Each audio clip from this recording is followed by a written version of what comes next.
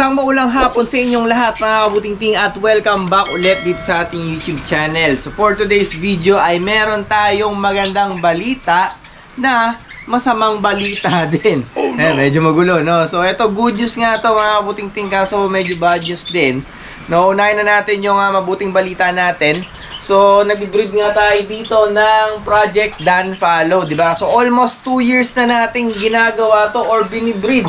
Sinusubukan natin makapagpalabas ng visual Dan Follow gamit yung dalawang breeders natin dito na mga back-to-back possible split Dan na matagal na nga nating ginagawa, no? Sinusubukan natin makapagpalabas ng visual. So meron tayo ditong back-to-back post Dan, dalawang breeder pa yan. So nakailang clutch na tayo dito sa isang breeder na to, pero wala nga lumalabas na visual na Dan Follow. Dito naman sa kabilang breeder natin, naglolo ko, no, lagi niyang binabaon yung kanyang mga itlog. So halos hindi ko makuha ng maayos yung mga itlog nung kabilang pares ng back-to-back post Dan natin. Kaya hindi pa natin ma-sure kung dito sa kabila makakuha tayo ng visual Dan Follow, kasi dito talagang medyo malabo na. So dito sa kabila, wala pa tayo nakuhang YB dyan kahit na isa. Kaya hindi ko pa masabi kung dito sa kabilang pair natin may chance tayo makapagpalabas ng visual Dan Follow o hindi. Pero kung naalala nyo, meron tayong 3 itlog na nakuha, na save natin dito sa isang pares na to, kasi hindi nga sila marunong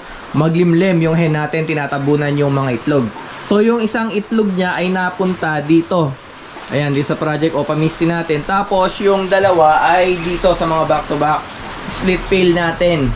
Ayan, so sa 3 itlog na yon, 2 doon ang nag-fertile. Kaya lang mga kabutingting, sa kasawiang palad natin, yung 2 fertile egg na yon ay na dead on shell pa. So dead on shell yung isang fertile dito. At para ma-confirm ko kung ano yung ibon na laman ng itlog, ay binuksan ko. Kaya medyo lalakasan ko yung boses kasi umuulan na naman ng malakas, no? May bagyo kasi, di ba? Sunod-sunod yung bagyo ngayon.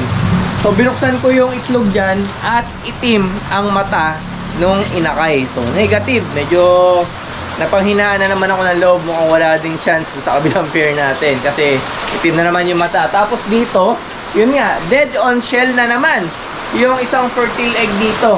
So binuksan ko na din para malaman ko kung talagang may chance ba o wala na makapagpalabas tayo ng visual Dan Follow. Naku, napakalakas ng ulan, baka hindi marinig yung boses ko. So try muna natin patilain ng konti yung ulan para marinig nyo ako. So yun na nga, at medyo tumila na yung pag-ulan, pero sa sandaling pag-ulan na yun, bumaha na kagad dito sa labas natin, no? Lalim na agad ng tubig. So yun mga kabutingting, balikan natin yung itlog na nandito nga sa isang pares natin. So na dead on shell nga yung isa, no? 2 yun, isa lang fertile, na dead on shell pa, no? So dahil nga dead on shell na siya, para malaman natin kung may visual Dan Follow ba tayong aasahan, binuksan ko na yung isang itlog dito na dead on shell. At ito yung ibon na bumungad sa akin. Ayan, isang visual Dan Follow mga kabutingting. Ayan, oh. So minsan lang tayo magkaroon ng visual Dan Follow, dead on shell pa siya. Ay naku, sayang. So halos 2 taon na natin pinaproject to. Ngayon nakapagpalabas na sana tayo, hindi pa tuluyang nakalabas ng itlog. Ayan, o, hindi tuluyang nag-develop, medyo immature pa, oh. Maliit pa yung ibon. So sayang na sayang kasi talagang pinakahihintay ko yan na magkaroon tayo ng visual Dan. So Candy Opa, etong ibon na namatay na to, Candy Parblo Opa Sexling Hen Dan Follow. Kaya nga lang hindi tayo pinagbigyan ng pagkakataon. No, binuksan ko nga siya, yung shell niya. Ito yung pinang-opera natin sa itlog. Ayan, no, medyo nilanggam na nga kasi medyo kanina pa yan, Hindi ko lang agad ma-vlog dahil nga sa tindi ng buhos ng ulan, maingay talaga.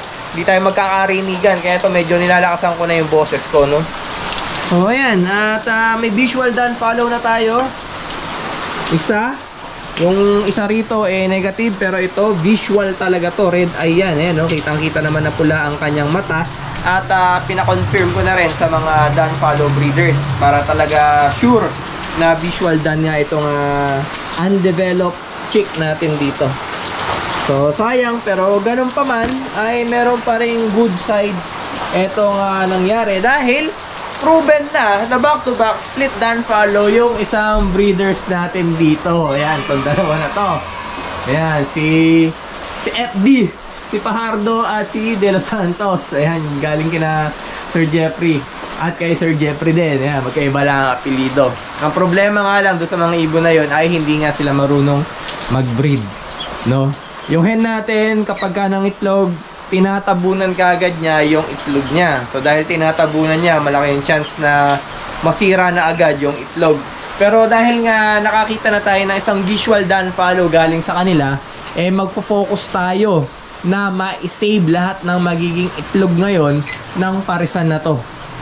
So kukunin ko na lang yung mga itlog nila kasi hindi na talaga sila marunong mag-breed Hindi na talaga mag-breed ng maayos yan.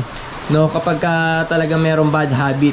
So ang gagawin na lang natin ito ay kada mangingitlog yung hen natin ay kukunin agad natin yung itlog niya at ipapaposter natin dito sa ibang mga breeders natin. At kung walang makakasabay, sakto-sakto, meron na tayong incubator, di ba?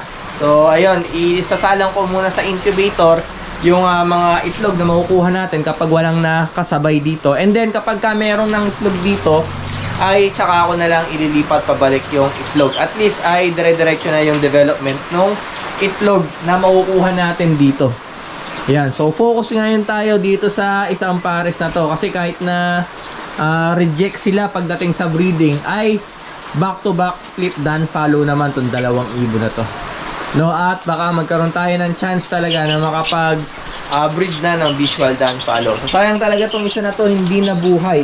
Kasi talagang napaka pangit ng panahon natin noong mga nakaraang linggo. Sobra init, tapos biglang uulan katulad niyan. Tapos iinit na naman. So hindi maganda sa sa breeding ng ibon natin yung papalit-palit ng temperature kasi yung mga itlog nakadepende sila sa init, 'di ba? Ng parents nila. So kung yung panahon natin ay paiba-iba, ay nagkaroon din sila ng reaction doon. So hindi maganda sa kanila, humihina yung mga inakay sa loob ng itlog. Medyo mababa yung hatching rate natin kapag kapangit yung panahon, no? Yung kapag palit-palit ng init at ulan, no? Init at lamig. Kaya ayan, sayang hindi nabuhay itong visual done follow natin. Pero dahil nga may visual done follow na tayo dito, malaki na yung chance natin, di ba? Na magkaroon tayo ng visual done talaga na buhay na. Kasi ito hindi na buhay, sayang, di ba? So yun, gagawin natin ang lahat para ma-save natin yung mga magiging itlog ng isang pares ng ibon natin dito. Ayan, tapos dito sa kabila ay medyo malalaki na yung mga inakay nila dito. Kaso nga lang, hindi nga sila naglalabas ng visual. So dito naman, ang gagawin natin ay babaklasin natin to. Ayan. So magkapatid kasi dito sa dalawang parsa na to, yung par blue. Ayan o, yung par blue hen natin. Ayan, turquoise par blue. So post done. Yung isa split done na proven na. So magkapatid yun. No, kaya ang gagawin natin ay ikikip natin or magi-stay sa breeding etong hen, tapos papalitan natin itong cock. So ang ipapares natin sa kanya is yung anak niyang lalaki. No, pamamaturin lang natin ng konti, tapos yun yung ipapares natin sa kanya. Ito yung mga inakay nila ngayon. Ayan, medyo malalaki na to. Mga nakadilat na yung mata. Palagay ko isang opa at isang split opa itong anak nila. Ayan, so mga post done line pa rin. Lalo na ngayon, yung kapatid nga nito ay proven split done follow na. No, kapatid niya yun, nestmate. Yung dalawang par blue natin. Dito sa isang par blue pa dyan. Kaya may chance din na itong isa na to ay may karga din ng done follow. So yung cock ang try nating palitan. Ang papalit natin yung isang anak nila. Dalawa yun dalawa yung anak nila na post done dito. Isang mauve par blue at saka isang blue Ewing.